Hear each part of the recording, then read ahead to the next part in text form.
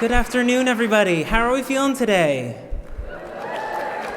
Great. I love the energy in here. My name is David Todd. I'm the advisor for new student programs here, and I wanted to offer another warm welcome to Wellesley. Congratulations on this momentous occasion, and I just wanted to begin by giving all of our incoming students a round of applause for getting to this point.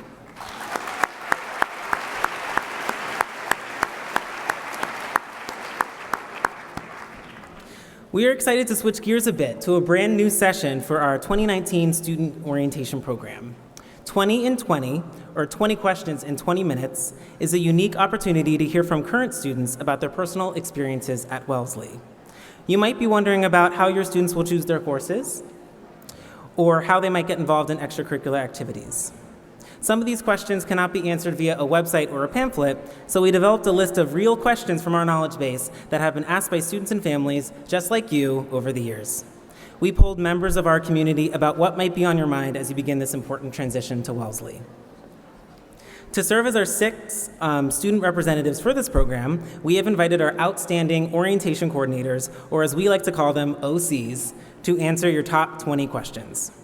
The OCs are a group of 6 student leaders who serve on the orientation core team and share in the responsibility for planning and implementing the orientation program for new Wellesley College students, inclusive of academic and social programming, the mentorship program, and communication and marketing efforts.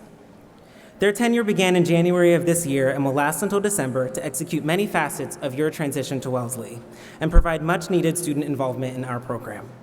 So far, they have engaged with staff, students, and faculty, traveled to a regional orientation conference, and created an efficient and collaborative team of student leaders. You might have talked with them on the phone or through email during the summer, or saw their extensive social media presence online. They are also responsible for recruiting, selecting, and training our team of 60 orientation mentors, who are all just on stage singing the alma mater, quite beautifully, I should say. And their energy and enthusiasm is infectious, and I've had the distinct pleasure of working closely with them over the past 8 months.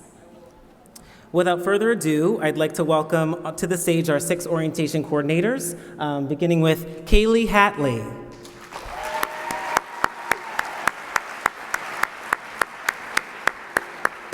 It's a bring your own chair affair. Next up, we have Larson.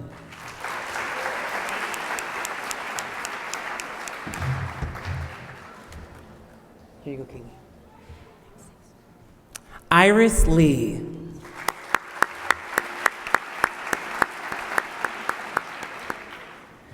Isabel Ortiz.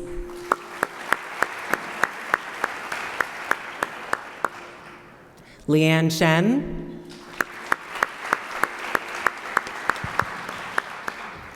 And last but definitely not least, Marie Tan.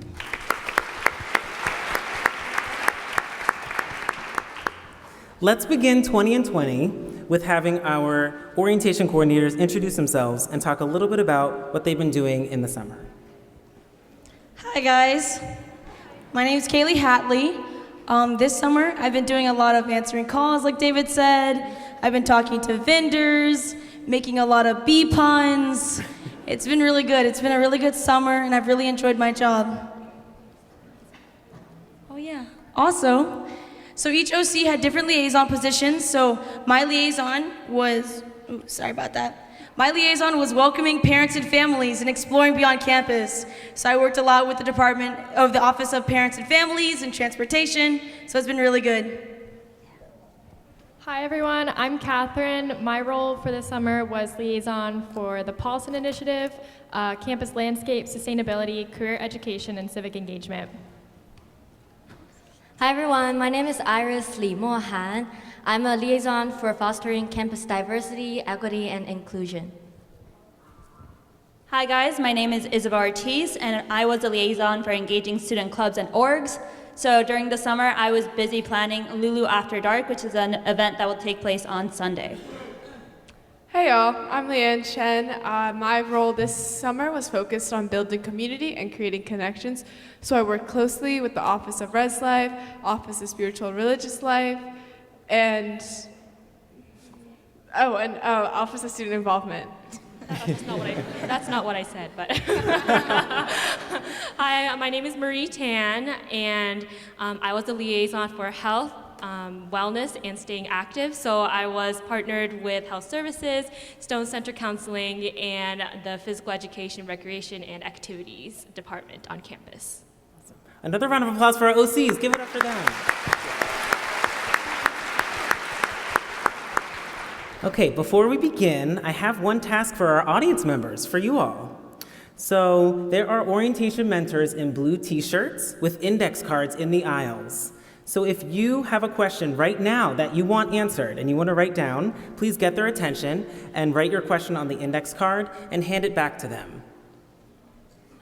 If you want to be considered for a prize, please include your name and either your hometown or where you traveled from to get to Wellesley, and our OMs will be coming around to collect these in just a few minutes. So let's take a few minutes to do questions. Okay, we had a question just to talk about what their majors are or what they're deciding to declare on. Not all of them have majors yet, and maybe where their hometown is or where they grew up. So yeah, take it away. Oh, okay. I'm Marie again. I am a junior, the only junior. My major is biology, and I also have a minor in health and society. And I am from Shrewsbury, Massachusetts. Who's from Central Mass? Woo! Scattered claps. Okay. Well, we love you. Okay. So again, I'm Leanne, currently very undeclared. Everyone on the team knows I've considered maybe 15 different combinations at this time, and I still haven't decided. But other than that, I'm from a suburb outside of Philadelphia, North Wales, Fort Washington, Norristown. Nope, nothing. It's fine. Hello again, I'm Isabel. I'm a rising sophomore, and I'm interested in political science and economics. I'm from Orange County, California. So California, where are you? Hello again, I'm Iris, and I'm an international student from China. Where are my international students? Oh yeah. I'm considering double majoring in chemistry and psychology, a little unrelated, but I think I'm just gonna go with my passion and see where they lead me. Hi, Catherine again. I'm from Amherst, Massachusetts, and I'm considering a major in CS, but also kind of in the same boat as Leanne. Hi guys, it's Kayli. I'm from Houston, Texas. Anybody from Texas? Yeah, I love Texas. But yeah, so I'm thinking about majoring in biochemistry with a minor in music. Yeah. Awesome. Thank you. Okay, everyone ready to get started? Let's get this game rolling. I want to hear you get excited. Are we ready to start 20 and 20? So good, thank you. Okay, so today for you, we have 20 frequently asked questions, and we will have our OCs try to answer them all as a collective in 20-ish minutes. They will have, as one group, 1 minute to answer each question, and we'll actually display the timer on the screen and the time remaining. So we'll get to watch the countdown and see if they can fit in a good answer in 1 minute. So more than one of them can answer one question, one of them can answer a question, but they'll decide as a team how many people will answer it. But 1 minute per question, that's the goal, that's the game. To help us out with the technology on the screen, we have our orientation mentors, Katie Kenyon and Soren Kernan in the back. So give them a round of applause. They're making this happen too. So now it's time for 20 frequently asked real questions. Are we ready, coordinators? Yes. Okay. Cool, let's do this. Question number 1. What are you involved with on campus, and what advice do you have to get involved?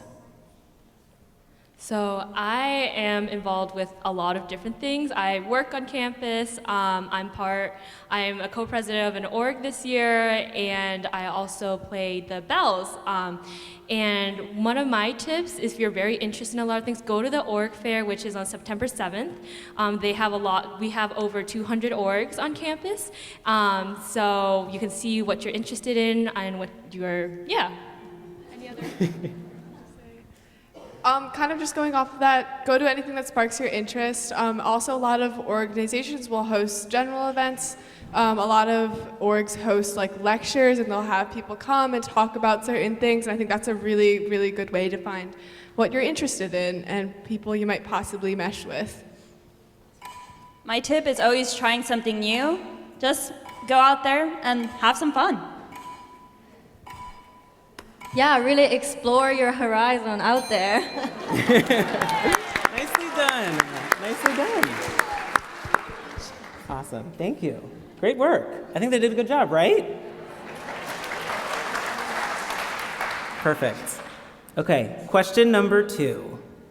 Do you feel safe on campus? Well, I've been here for a year, and being an international student, I'm always trying to find ways that I can feel safe in a different country. But I will be 100% honest, every time I walk out of the library at like around 10:30 p.m. and walk back to my dorm in the dark, I feel totally safe. There's so many great resources. Our campus police are there to always support us. They don't call themselves campus police, they call themselves the campus caregiver. So I think it's very warm that they're offering that. So last semester, I had a radio show that ended at 2 a.m. So I would always make a 5 to 10 minute walk back to my dorm by myself at 2 a.m. The only things that would scare me on this campus were the geese. I have nothing to say. It's very safe. Thank you, coordinators. That's great. So I just wanted to give a quick reminder and maybe a mention. I don't think I talked about this before, but the OCs have not seen these questions before. They've been answering questions all summer and might have talked about these issues before, but these are new to them too. So give it up for them, answering on the spot. Question number 3. What does your study routine look like? Study. I could answer that. Study routine, sorry. So I really like to plan when I study. So I have a planner. Okay. And I write down what to do each day, and I try to like split it up so it's like evenly throughout the day, and I don't get too overwhelmed with work. So for each class, I would write down to read a certain section or like do a problem set that's due, and I would work on it in my room. I like my room, so I like to study in my room. So for me, my studying and everything depends on the class. Like for each class, you will have a different amount you need to study for like midterms and finals. So you just need to know yourself, you need to know your class. Is this your like forte? Is this something you need more help on? Do you have to go to the PLTC? So it's just knowing yourself, knowing the class, and just being able to time it out correctly. What's PLTC? The Four-Timer Learning and Technology Center on the 3rd floor of Clap Yes. Library. Tutoring. Tutoring Center. Nice work, OCs. Can you repeat that thing about the PLTC just so everyone gets it? So the PLTC is the Four-Timer Learning and Tutoring Center. So there you can sign up to either receive tutoring or actually be a tutor in either, I think they offer public speaking and writing, and they also have a lot of disability accommodations for learning disabilities. Or even if you like broke your wrist or something, they would give you accommodation for that. Yeah. Thank you, that's great. Give it up for the OCs. Okay, question 4. Do you have recommendations about how to choose first-year courses? Okay. I think you should really try to branch out because, I mean, everyone's going to tell you this to like try new things because I think a lot of people in high school, there's sort of like certain classes that everyone takes. Like you just take like science and like there's like very like basic courses out there. But like once you go to college, there's so many different classes that like I would never have access to in high school. So like I tried a philosophy course, which is something that I never thought that I would take. And so I think just look for things that you think that seems really cool and sign up for it. And there's also like a shopping period at the beginning of the semester, so like you can sign up for a class and then maybe if like the workload seems crazy or it turns out that you don't really care about moral philosophy, then you can drop it. So for the first semester for first years, if we see a schedule of biology, first year writing, math, and chemistry, this is definitely not the schedules that we want to see for first year students. We really want you to explore all the different choices out there. And also take advantage of shadow grading. I think we have time to talk a little bit about shadow grading. If you want to mention it, quick overview. I should talk about it? So shadow grading is at Wellesley, your first semester, the grades you get are like not going to be on your final transcript, so you won't have a GPA after your first semester. You will personally be able to see your grades, but they just won't show up like in the end, like cumulatively. So take advantage of that. Great. Awesome. Okay, so let's move on to question 5. This one is different. It's because it's coming from you. This is our first audience submission. So we're going to get that ready in just 1 minute. In just 2 seconds. Thank you, Dean Brown. Okay, so our first audience bonus question is the following. Any ideas for good care packages for first year students? I would say my friend, I remember she got a care package from her mom first semester last year, and it was kind of strange because the only thing she put in it was like what her mom used in laundry, because she said that smell reminded her of home. So she put like those like little like scent blasting pods or whatever. But other than that, I would say food is always great. Speaking of laundry, some quarters. I know they're kind of heavy to ship, but personally, I think it's more fun to like put the little quarters in than use like the card swiping machines. I like the feeling of the quarters.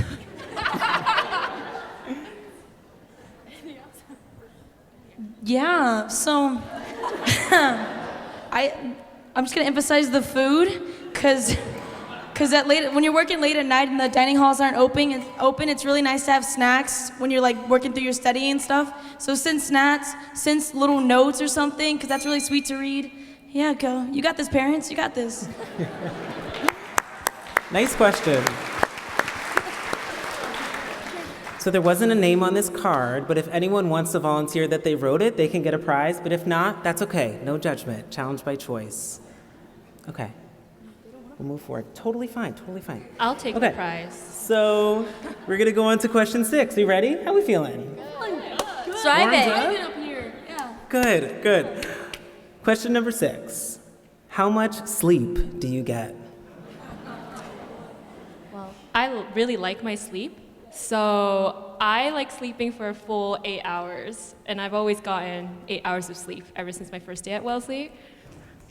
I know others won't say it, but I know that other people who get less sleep tend to nap during the day, and I do not nap, so.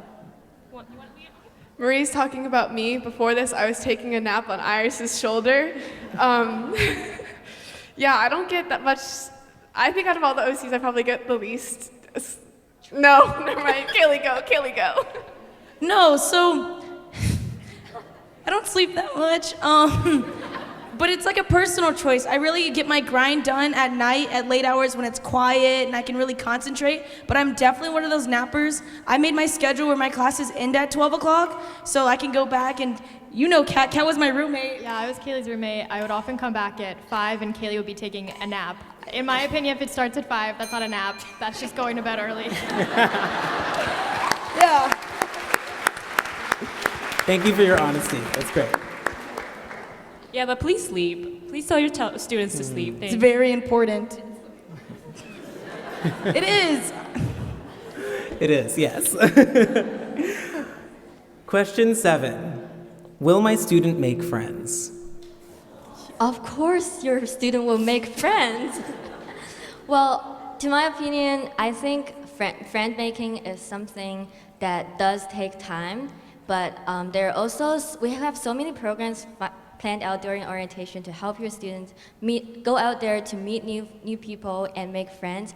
I personally made some of my best friends through my orientation, and they very generously agreed to stay as my friend for the rest of the year.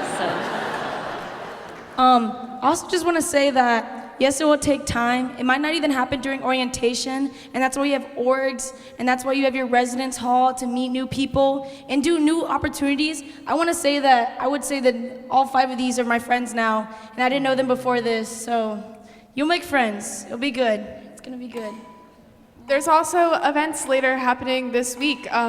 There's a life skills workshop based around how to make friends, led by The Secret to Making Friends. And then there's also Speed Friending, a social event on Thursday. Thank you. Thank you.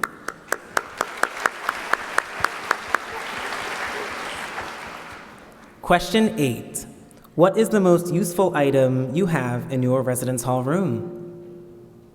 Okay, I have this. Well, so as I said, I was roommates with Kayli last year, and so sometimes she would stay up later than I would, and so if you have different schedules, I think a sleep mask is really key, and also earplugs, because I put those things, I'm out. So you can like deal with differing schedules. I think that's really important.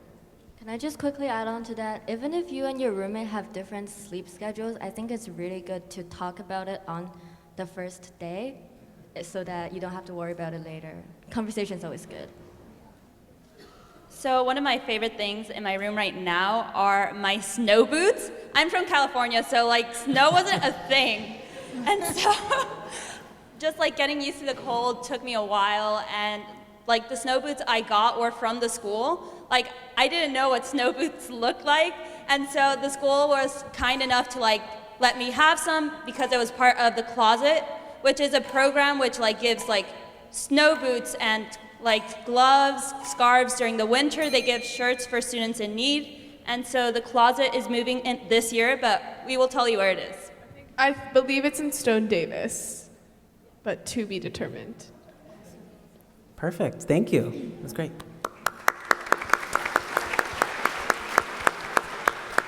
Okay, last question before our next bonus round. Question 9. What was the hardest part about your transition to Wellesley?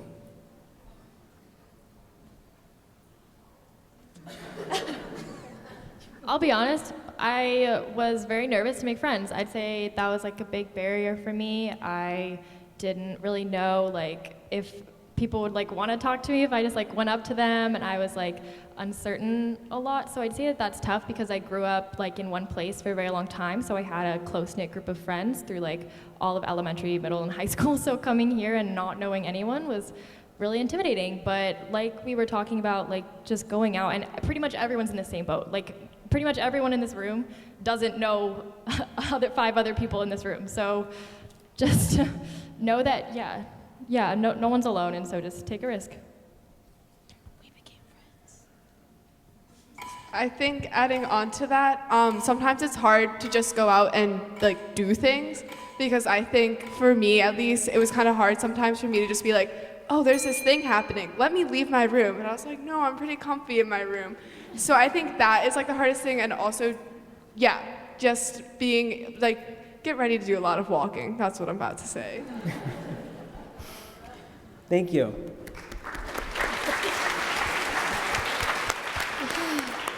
So it's time for question number 10, which is an audience question, so thank you for this next submission. Question number 10. How much snow gear is needed? We talked about this a little bit earlier. I studied in Canada for 3 years in my high school, so there was a lot of snow over there, and I brought all of my snow stuff here with me. And I have 2 pairs of winter boots, but I feel like 1 pair really is enough. I have a really heavy snow jacket that I basically wore throughout winter, and some warm mittens, scarves, what are those called? The thing that you, earmuffs? Yeah, those are really good for, sorry, I'm English as second language speaker. I would also layer up, so wear leggings underneath pants if it's really, really cold. Wear a jacket underneath your jacket, underneath your jacket, underneath your jacket when it's really cold. Yeah, that's my one advice to anybody who's not from a snow-ridden area. Oh, and warm socks. Socks are important. Thank you. Okay, so we have a person who identified themselves, so thank you so much. This person, I'm going to pronounce your name wrong, so I'm going to ask you to come up on stage. But the name is PEI from Los Angeles, California. If you can come on up, we'll give you your prize. Come on up! Woo!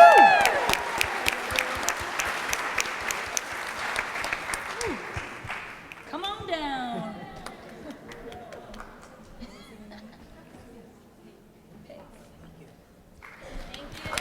Give a round of applause for Pei from LA. Thank you. Okay, we're rounding the corner. It's time for question 11. We ready? Feeling good? Good. Question 11. How often do you get off campus? So I get off campus a good amount. I have a lot of friends who go to school in the city, and I'm lucky to. It can get around to once a week at least. Like, I usually go during the weekends, but there was a period second semester where I was leaving, I was going to Boston Wednesday nights, Friday nights, Saturday nights. But I will say, people do take classes at MIT, so that shuttle bus is like made to be accessible, especially like during the week and especially during the weekend. Yeah. I would say I don't go to Boston too often, but we do have a free a shuttle that takes you to Target, Natick Mall, AMC, Barnes and Nobles. So in the Framingham community, I do go out there a lot, pretty much every weekend to have a good time. $5 movie Tuesdays at AMC in Natick. Framingham, sorry. Good. Thank you. Great job. Great job. Good, good, good. Question 12. Do you find that you are able to access faculty and staff as needed? I have a story to share. I think professors here are super accessible. They're so friendly. I think all of the classes that I've had so far, the biggest number is like 30 students. So we do get to build a very close relationship with our professors. They know our names, they know where we're from, and they even talk to us if you didn't do that well on a test. Last Thanksgiving, I was invited by my chemistry professor to go over to his house for a Thanksgiving dinner. That was a nice offer, but I didn't take it. I kind of like regret doing that. But just an example of how professors are there to really support you. So this professor that Iris was talking about, he had office hours almost like every single day. And when it was finals time, he also had office hours during the weekend, which was really nice. I would say though that if professors don't have office hours listed that much, you can have appointments with them, and that's what I do a lot of the time. So they're very accessible. Awesome. Thank you.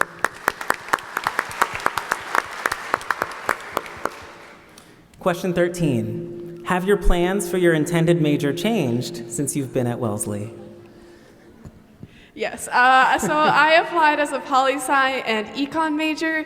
Lately, I've been thinking about doing English and environmental studies. CS was thrown in there at some point. Math might also still be on the table.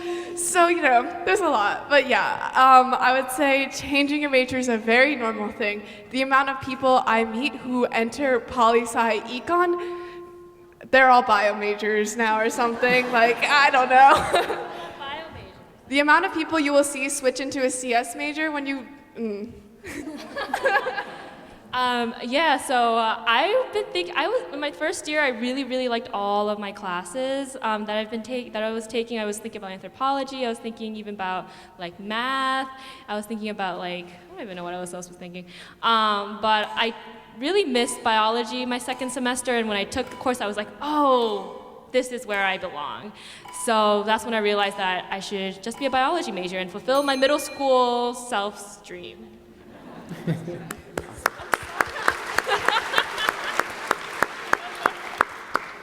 Question 14. How often did you call your parents during your first year? This question is directed right at me. I don't call my parents ever. But it's not that we don't have a loving relationship. First of all, I live very close by, so that could be it too. Second of all, we're not very like touchy-feely. We're not a very touchy-feely family. I really love my parents for just the way they are, but we just don't call each other. I think they trust me a lot as well. So yeah, we don't call a lot. So I call my parents, hopefully like once a week. It depends how busy I am. But like, I love FaceTiming with them. There's once like a time that I watched Casper with my little sister, and we pressed play at the same time, so our Netflixes would sync. So like we decided to do that, and we still watch movies like A Country Away. So it's just family time, and I call them often. I think just have that conversation so that, ahead of time, so everyone's on the same page, and like then your kid isn't like always trying to call you when you're like, oh, maybe we should be backing off, or like the other way around. So talk about it. Good advice, thank you.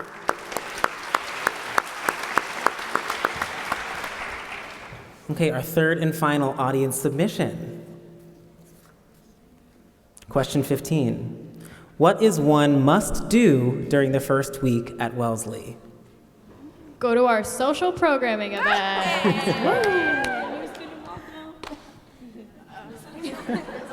I would go to Org's Fair, as I've mentioned before. So you get to see different activities that are available on campus. Flower Sunday. I would also say go to the academic fair because I think you get introduced to a lot of different majors. Like you get to see the variety Wellesley has to offer. So you're not just taking English, math, science classes. Like you're actually looking into like, oh, like I haven't ever seen an architecture class before. Well, first week as of the week of orientation, then there are so many events that for you to check out. Definitely check out as many as you could because we are the OCs and obviously we have a lot of pride in that. But first week of school, there are a lot of great Wellesley traditions that will happen during that week. So I wouldn't say there is one must do. I would say check out all of them.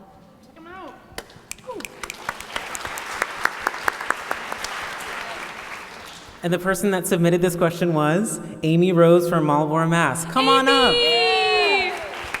Woo! Give a round of applause for Amy, yes.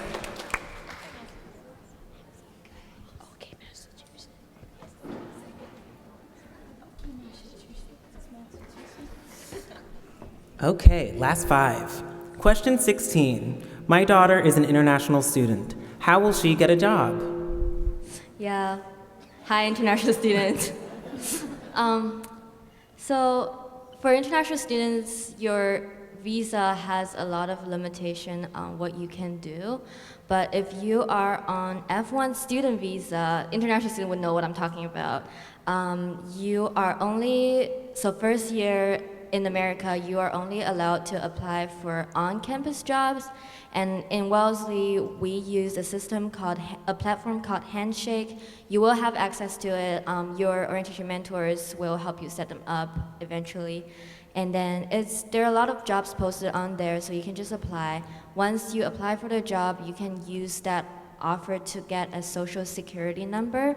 So I find very useful in America if you want to get driver license. But then after a year, you go to Slater International Center if you want to get off-campus jobs or internship, and they have all the paperwork and information for you. Thank you Awesome. already. Nice work.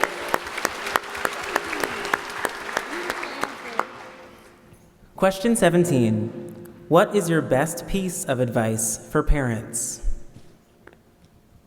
Trust your students.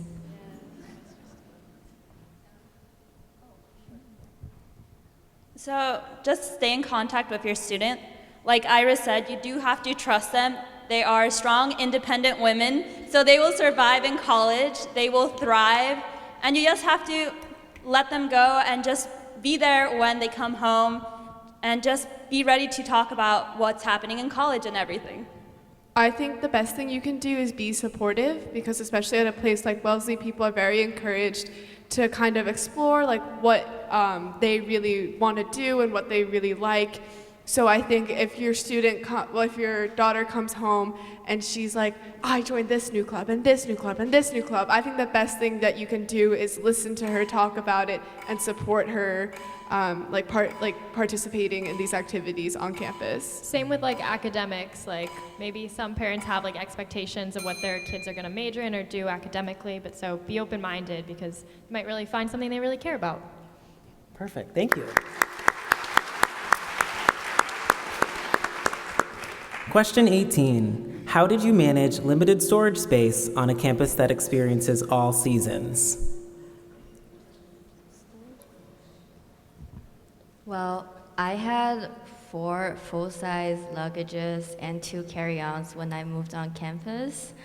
But I was able to lift my bed up and stick all of my empty luggages in under the bed. I also only take out spring, summer clothing at one time, and then in the fall I'll switch to my winter and winter gear.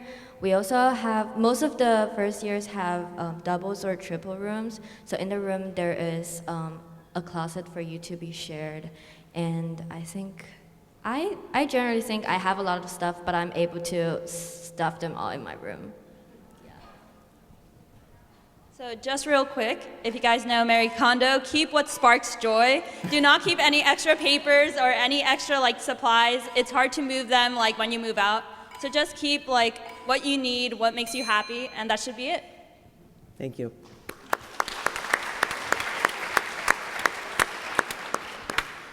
Question 19. What resources exist for students if they are struggling? So we've mentioned one before, the PLTC, if they're struggling academically. So that's in the CLAP library. They'll help you with tutoring or any classes. There are also supplemental instructors who are attached to a science course. So all of my chemistry classes have had supplemental instructors, or known as SIs. If they're struggling mentally, there's the Stone Counseling Center, and you could book appointments online for 30 minutes. I think one resource I used a lot when I was struggling this year was actually my class dean. So Shantae Brown, who you all met earlier, was actually one of my go-tos for when I was struggling, and she really helped me not only take care of the academic side, but also the mental side of it all. And honestly, even just any faculty member will be willing to listen. My French teacher, I went to her and she said, "I've been willing to help this entire semester. The only thing you have to do is ask for it." Thank you.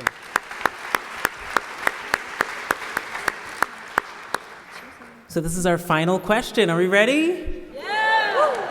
Thank you. So question number 20, and I want all OCs to be a piece of this answer, if possible, okay? You still have a minute, but try to have everyone say one thing. What is one piece of advice you would give to a new student at Wellesley? Let's go. So one set of advice I would give is don't be afraid to ask questions. Don't be afraid to ask for help. No one's gonna ever say that you have a bad question or that they can't help you. The faculty, the staff, students at Wellesley, they're all here to see you thrive. So don't be afraid of that. I would say take a risk, because realistically, what's the worst that's gonna happen? I would say take the risk, but also take a deep breath and let yourself sit back, because we all understand that first year orientation, first year in a new environment is a very challenging situation, and we want you to be confident and be patient about yourself. So I would recommend seeking discomfort. Just try things out of your comfort zone. Try new clubs, new classes, and just have fun. I would say the best thing you can do is work towards being the person you want to be and not trying to be the person other people want you to be. So focus on things that make you feel fulfilled. Focus on things that you say to yourself, oh, if I saw somebody else doing this, I would really admire that. One last thing, please sleep, please eat, please shower, please brush your teeth, please take care of yourselves. Thank you. Let's give it up for the OCs.